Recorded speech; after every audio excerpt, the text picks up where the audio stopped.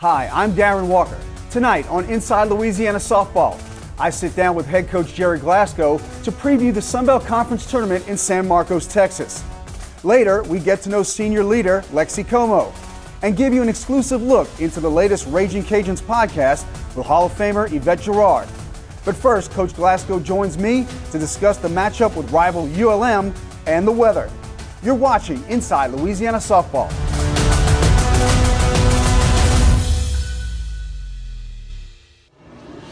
Welcome to Inside Louisiana Softball. Darren Walker joined, as always, by the head coach, Gerry Glasco. And, Coach, let's get right into this past weekend's series. You go to Monroe really just to play that one game, but I feel like we have this conversation every week, but Summer was just absolutely dominant. 16 strikeouts, only 2 walks, and she gives you a one-hit shutout. Yeah, she's just a magnificent pitcher, and we're very fortunate to have her, and I think she's actually getting stronger and better as the season goes on. And you know, it was just a very dominant performance Thursday night, and 15 strikeouts, 1 walk, 1 hit. And you know, there's times when she gets bored and lets up a little bit, and she was cruising along with a no-hitter, and you know, I think if it would have been a 1-0 game, I think she would have even had better numbers than what she had. But she's just able to go out there and comfortably now and work and really giving us good, strong performances. And, you know, the competition level's been a little bit lower the last few weeks, and we'll step back up this week as we get to the conference tournament. Mm-hmm. And I'm anxious to see what she can do, you know, after, you know, if it's not unusual for a pitcher when they face lesser opponents, when they step back up into a higher grade of hitter, you know, will she leave some 3-1 pitches or 2-0 pitches and make mistakes? And that's what I'm really anxious to see, how she comes off of this, you know, kind of the end stretch. And we go back to Troy and Texas State and UT Arlington. We played early in the conference season, how she responds when we step back up to those teams. Right. So you get RBI doubles from Keely Milligan, Cara Grimion, and Alyssa Dalton. And just talk about Alyssa for just a minute, because she feels her position so well, kind of under the radar how good she is, but she's hitting .410, and I believe she only has 5 strikeouts in something like 144 at bats. So even when she does get out, it's a productive out. She's a really good situational hitter. She's just a great offensive player because she's got power. She gets a lot of doubles. She's got speed if you want to try to steal bases. She handles the bat so well. You can bunt for a hit, you can slap for a hit, you can hit and run. She'll place the ball. She's just a really good contact hitter that has the capability of putting power into the ball when she needs to as well. So you get postponed on Friday from the game, and you tried to play a doubleheader on Saturday, but the weather was just not cooperating and the field conditions were unplayable. Talk about the decision to go ahead and cancel those last 2. There was no decision. I mean, there was no chance to play on Saturday. We knew when we canceled on Friday, you know, when the decision was made to cancel on Friday, you knew that there was absolutely no chance of playing on Saturday with the weather coming in that it was, and so we lost those 2 games. But on the positive side, maybe, I did see the girls had their laptops out, and they are in the middle of finals right now, so it gave them a chance to maybe think about their schoolwork a little bit and catch up on some of that stuff. Yeah, we had study hall. You know, we had study hall in the hotel and tried to keep them, you know, studying. And you know, I'm gonna be careful what I say, but it's just really unfortunate when you at finals time, you know, we're dragging kids all over, and you take them on a trip, and you know, we needed to play. Mm-hmm. And if we're not going to be playing, then we need to be here at home studying and getting ready for finals. So it just was it's one. I want to be careful how I say it, but it's an unfortunate situation. Well, I think most people know this, but you know, we kind of forget about the fact that they are student athletes. They are students first, athletes second. But just talk about the way your girls approach their studying, their academics, because they're kind of known for being really good at that too. Yeah, well, you know, we had a 3.3 GPA in the fall, or maybe even a little higher than that. We take a lot of pride in our GPA, and that's something we want to maintain. And so we want our kids to be able to, you know, we want them to be able to maintain good GPAs, and we want to provide them with the environment where they can excel in school, not just on the softball field. And try to help them stay focused, because they're an athlete. They get, at this time of year, it's hard not to be thinking about the NCAA tournament, hard not to be thinking about the conference Sun Belt Championship coming up this week. And so, we're hoping that we can keep them focused in on the finals. We ran out of time last week. I really wanted to get to this question since it was potentially your last home series of the season last week. But just talk about your fans and what they mean to you and the team. You've had 2 full seasons now here in Lafayette, and just how much they mean to you. There's that banner hanging out in the foul territory about being the best fans in the nation. So just talk about them a little bit. Yeah, tremendous fans and a tremendous fan base. The program, the history of the program is so excellent, and the fans are so passionate and so knowledgeable about the sport. We're just very fortunate, and it separates our program from most other softball programs in the country, because not just the number of fans we have, but the passion that they have and the knowledge that they have about our sport and about the game. It's very unique. And they travel well, too, and I would imagine that you're hoping you get quite a bit of red over there in San Marcos this coming week. Yeah, there's no doubt. We'll travel well. We'll have a huge crowd there. I mean, Thursday night there was 250 fans, and almost all of them were Louisiana. I don't know if the home team had 50 fans. I think we had 200 of the 250, and that's the support, and that's what makes our program special, is that we're going to travel. I would think at the conference tournament we'll have closer to 500 fans there, and we'll be well represented without a doubt. Coach Glasco will join us later on to further discuss the Sun Belt Conference Tournament. But coming up next on Inside Louisiana Softball, we'll meet Lexi Como. Look at me in the eye. They bleed just like you bleed. There is no apprehension. There is no fear. Bottom line, they got to come to us to get this done. All right, we decide what happens. We dictate what happens on that field today. Together on 3. 1, 2, 3, together.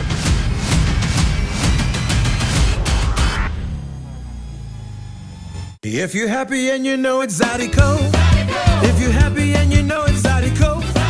If you're happy and you know it, then your feet will surely show it. If you're happy and you know it's Zydeco. If you're happy and you know it, mange. If you're happy and you know it, mange. If you're happy and you know it, I think I will help you show it. If you're happy and you know it, mange.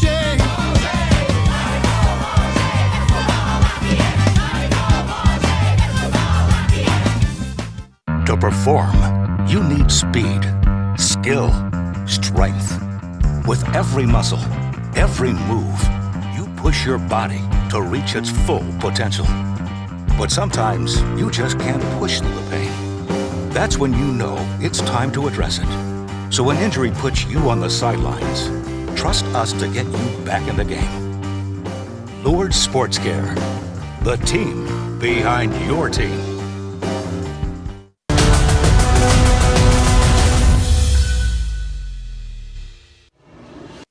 Welcome back. Time now to meet senior leader Lexi Como.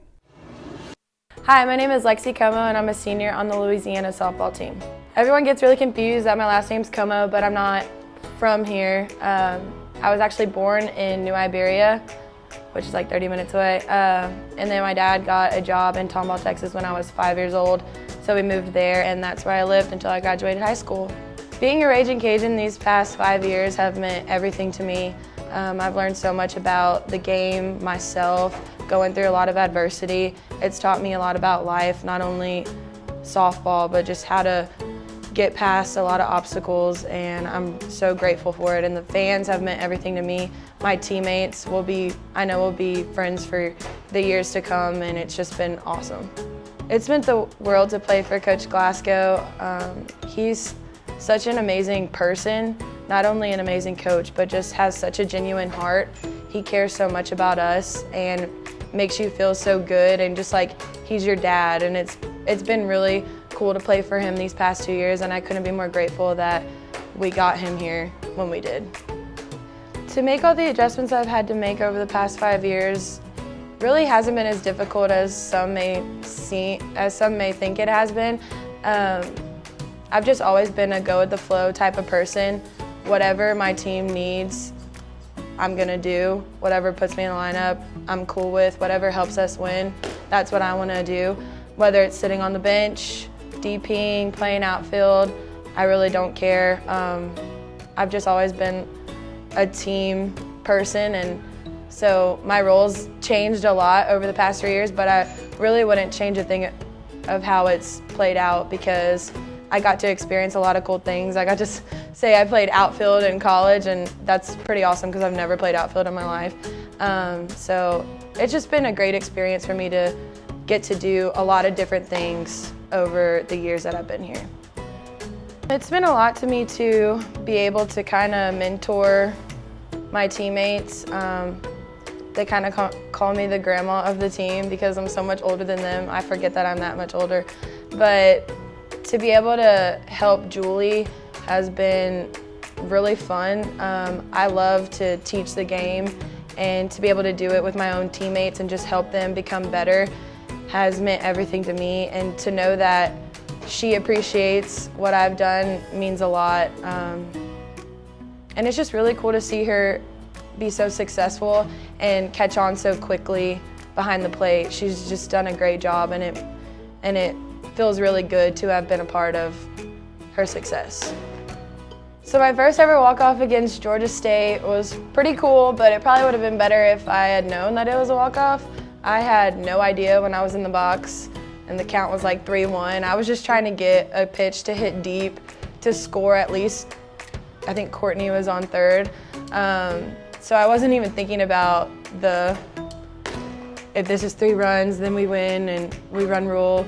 So it was pretty funny. I was rounding second base and I heard the announcer say, "And that's a walk-off," and I was like, oh my gosh, and then I realized. So that was pretty awesome, and it was such a good feeling. Coach Glasco was saying, "I wish that had been your last game at Lamson Park because that would have just been awesome." And I was like, wow, you're right, that would have been pretty cool, but I'm gonna cherish that forever. It was awesome. For us to have as good of a season as we're having for my senior year has really meant everything. It's so awesome. I think about it all the time, that things could have gone so many different ways, and it's just happening to go our way a lot this season, and it feels so good, and I'm so proud to be on this team. Each girl is so amazing and talented, and for us to have this good of a group for my senior year is just awesome, and I feel so lucky to be a part of the 2019 Ragin Cajuns. Coming up next, Louisiana Hall of Famer Yvette Girard on the Ragin Cajuns podcast. Intact! Together! Distance! F! Time! Intact! Together! Distance! F! Time! Intact! Together! Distance! F! Time! Intact! Together! Distance! F! Time! Intact! Together! Distance! F! Time! Intact! Together! Distance! F! Time!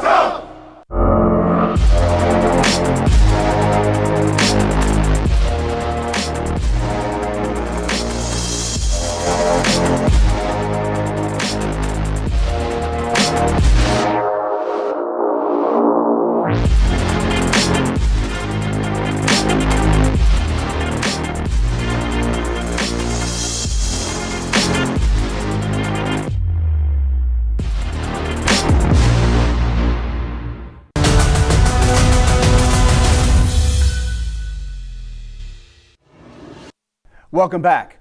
Time now for an exclusive look into the latest Ragin Cajuns podcast with Hall of Fame coach Yvette Girard, as Coach Girard opens up about her decision to leave Louisiana for LSU. The year 2000 was your final season. That's 20 years. 20 years strong. We were celebrating 20 years. What happened? Well, LSU had already come after me twice. And the first time I actually went at one point to take the job after 3 job interviews with then Joe Dean, the athletic director. And I actually had told my family I was going to take it.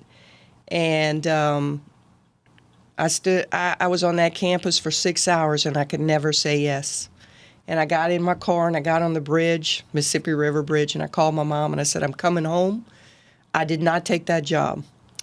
The second time around, they hired the assistant coach there. And the third time around, it was strictly money. I had to look out for myself. I couldn't get a raise here. I was still having to raise $85,000 every year to run the program, and I wasn't getting younger. That's a young person's game, to have to raise that kind of money, to have to recruit, to have to do all the things that we had to do. And it was a time in my professional life that I had to make a move, or else I was never going to make a move. And it was the same retirement system. So I got to transfer all of my years. And in the state of Louisiana, you get to retire at your 3 highest pay grades. So I tripled my salary by going to LSU and retired at that salary. It was purely money and professionally for me. If it had been Alabama, Completely different anywhere else, Yeah. but 60 miles down the road would have been okay. But that became a huge issue. And a lot of things got twisted. Did I make mistakes? Yes, I did. I was a little hurt, not a little hurt, I was a lot hurt. And my only way to fight back a couple of times was in the media. And I shouldn't have said what I said. I'd like to take it back. I can't. But I think the other side made some mistakes too. And that exasperated the situation. The situation never had to be what it was, but in the long run, it was. And in the long run, I'm back home, and it feels so good. What's some of the backlash you got on that move? Well, people couldn't understand how I could turn my back on the university and go to LSU. This is literally your home. People I still had a house in Broussard. I kept it until, my niece lives in it now, but I kept it until 2 years ago. And when I would come home, people would tap me on the shoulder in the grocery store line and ask me why I left. Rudely. So I'd put it succinctly. If you could move 1 hour down the road and triple your salary and you could retire at it, what would you do? So you were firing directly back at people who were After a point, I had to. Yeah. There's sometimes you can't win this argument. But when you put the facts out, it was like, oh, yeah, I do the same thing, too. So I would never, because I'm so loyal. I'm sure you heard that quite a bit. Well, I was so loyal for so long. I mean, LSU wasn't the first team that came calling. I turned down the University of Minnesota. When the Big 12 started softball, Texas called. Tennessee called from the SEC. And, of course, the Tennessee, their senior women's administrators from Opelousas. So she knew my background. And she said, what would it take to get you here? And I said, there's not enough money in the world. This is home. This is my baby. This is what I built. LSU was a different story. It was 1 hour down the road, and it was my same retirement system. So after the third time, it was no-brainer. When we walked on that campus, my assistant coach was paid more than I had made here as a head coach in 20 years. You go through all the stress of heading to LSU. You can't even buy groceries. People are hitting you. And then just when you're probably starting to get over it a little bit, so a team joins you in the Nationals that same year, your first year as a head coach, and you're face-to-face with the program that you built. What was that feeling like? It was awful. I thought God had a wicked sense of humor. It's the very first regional, they send the Cajuns to LSU. And I'll tell you, that morning I woke up and I puked all over the bathroom, the morning that we had to play them. And I had some tremendous senior leaders, and they knew the pressure and I tried my best not to show it to them, tried my best to make it not about me, but of course it got ugly, all that good stuff. And one of my senior leaders came up to me before that game and said, you don't worry about this. I got the team. We're going to do this. So you do not worry about this at all. And I thought that was incredible. I mean, I had to beat the players I recruited and had left, and they thought, they were hurt that I left them. And I understand that, and I told them that when I left. I said, when you become an adult, you'll understand This has nothing to do with you. You know, this is trying to take care of myself in the long run. Next on Inside Louisiana Softball, we dive deeper into this week's Sun Belt Conference Tournament with head coach Gerry Glasco. Look at me in the eye. They bleed just like you bleed. There is no apprehension. There is no fear. Bottom line, they got to come through us to get this done. All right, we decide what happens. We dictate what happens on that field today. Together on three. 1, 2, 3, together.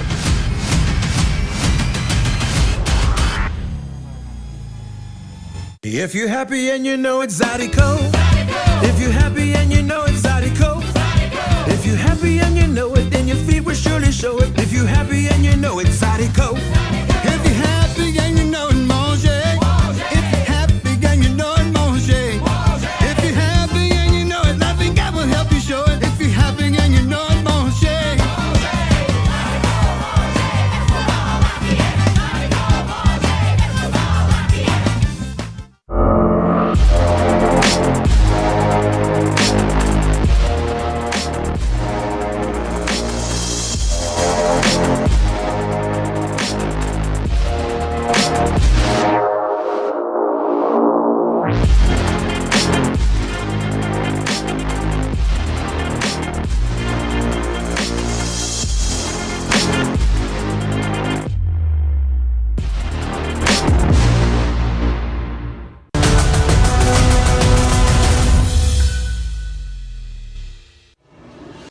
Welcome back to Inside Louisiana Softball. Darren Walker joined once again by the head coach Gerry Glasco. And coach, it's here. Postseason is upon us. The Sun Belt Conference Tournament in San Marcos, Texas at Texas State.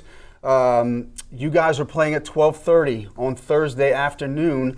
And there's a really good chance that your opponent, which is obviously undetermined, could be on their third game in 24 hours. So obviously a huge advantage for you guys. Yeah, it could be. I also could be Texas State playing their second game in 2 days on their home field. Right. And that's really what I think will happen. I would expect to play Texas State, but if it turns out not to be, then we'll adjust. It could be App State or, ULM it could be. So we'll adjust to whatever it happens, but I'm confident, and in my mind, knowing softball the way I think about softball, I think it'll be Texas State. So any concerns from the field, being that you all know each other so well at this point? Well, Texas State's an extremely well-coached team. Ricky Wilbur does a really good job over there. Kat Osterman's her assistant coach and pitching coach, and they're a very well-coached team. They play good defense. They've got good arms in their bullpen. They call pitches well. They'll have broken down the film from our earlier series back in March, and they'll be well prepared to play us if that's indeed who we play. So Sunday evening at 9 o'clock, that's the moment that really everybody looks forward to the most, the NCAA selection show. That's where you'll learn your regional fate. And I guess the topic of conversation lately is, has this team done enough to get a regional host? I mean, you're in the top 10. You have one of the best records in the country. You have one of the best pitchers in the country. You're in the top 5 offensively. Just talk about your resume and the argument for you guys hosting a regional. Well, I'm going to leave it up to the committee. They can do what they want, and they will do what they want, because I don't know the criteria they're going to use. If you look back over the last 10 years, they went, a year or two, they went almost exactly by the RPI. And there's also years where they went away from the RPI and didn't use it as extensively. All I can say is this: I think everybody knows we're one of the top 10 teams in the country. I think there's very few softball fans that wouldn't agree with one of the top 10 teams. Now, do we meet the criteria that they use to select the top 16 hosts? That's what's up for debate, because the way our schedule worked out, we didn't have that number of games. Some of the teams that we thought would be top 25 teams with Baylor and Cal, Oregon State, and then Oklahoma, it didn't work out that way. I would have thought maybe even Troy I expected at the beginning of the season, I thought they would be a top 25 team or borderline top 25 team. So some things didn't work out with the teams that we played. Is that our fault, or does it matter whose fault it is? It just worked out that way. And the committee I think they could say, yep, we feel they're one of the top 16 teams, we're going to put them as a host. I also think they could say, they don't meet the criteria. We want to see X number of top 25 wins. There's been years where, they expect a team to have 3 top 25 wins. We don't have those. And so if they do that, that's fine too. We'll go on the road as a 2 seed, have no problem with that. I'm just going to, whatever the committee wants to do, that's where we're going to go, and we'll honor their and respect their decision. And my job just to get the girls ready, and as soon as I find out where we're going and who the opponent is, we'll break down film. We'll try to learn as much about that ball club as we can in 24, 48 hours and get prepared to play and compete. And what I'm really hoping is that this Sun Belt tournament this week will give us 3 or 4 good competition games, and we'll come out of that in a position to really be prepared and to compete in the regional.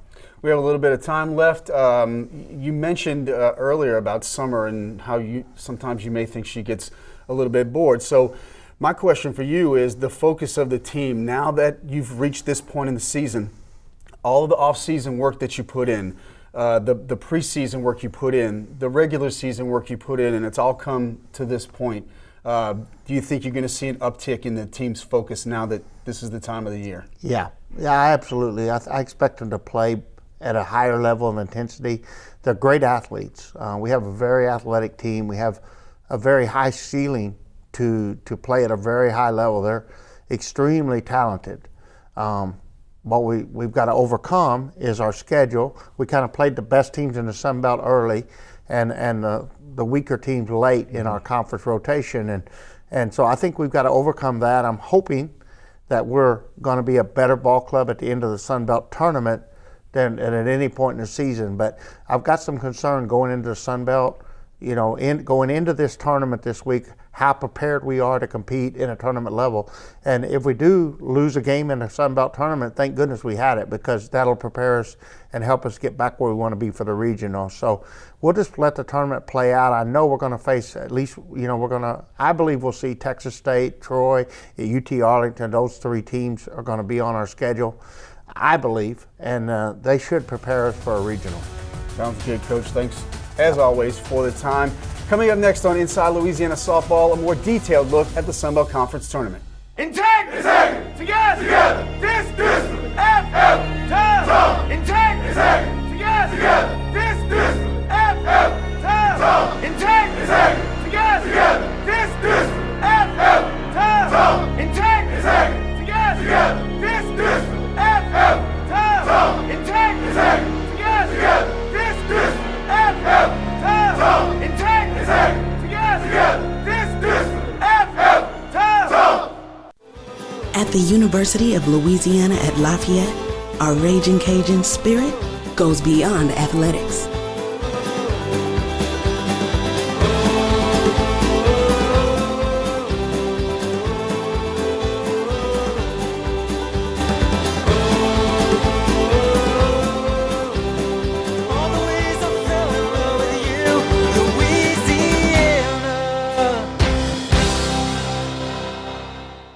Thanks again for joining us this week.